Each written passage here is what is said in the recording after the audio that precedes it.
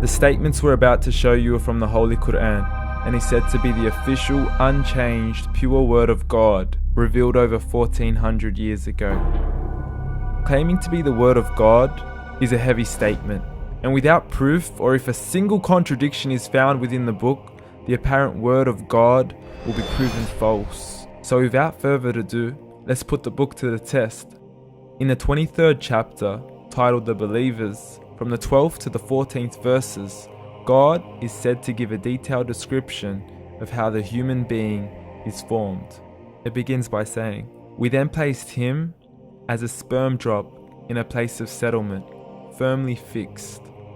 Then we made the drop into a alaqa." We will translate this word very soon. "And then we changed the alaqa into a lump. Then we made out of that lump into bones. And then we clothed the bones with flesh. Then we caused him to grow and come into being and attain the definitive human form." In the 21st century, we can now safely say that this verse is clearly describing the process of human development in correct chronological order. However, what we should be paying attention to in particular is the second stage, referring to the development of the embryo. The specific word used to describe the embryo in this verse is the word alaqa. The word alaqa, when translated into English, can mean three separate things. Firstly, a blood clot, or to be suspended, that is to be hanging or clinging to something, or thirdly and finally, a leech. Now, all three definitions don't come anywhere near what we perceive to be the human embryo. So, why are these words used, and what significance do they share with the human embryo? Can the embryo be described as a blood clot? Well, what do you think? In the third week of embryonic development, a tubular heart joins with the blood vessels to form a primordial cardiovascular system, and by the end of the third week, the blood is circulating and the heart begins to beat on day 21. The first thing that comes to mind in regards to being suspended or hanging is the umbilical cord. But we can't use that example because we are simply referring to step 2, before the baby has even formed. But we now know today that the umbilical cord is formed from the connecting stalk. And the connecting stalk is formed as soon as the embryo is formed. The embryo's connecting stalk has even been described by John Allen and Beverly Kramer as an object to suspend the developing embryo in the extra-embryonic column. So an embryo is suspended and does have a strong resemblance with the blood clot.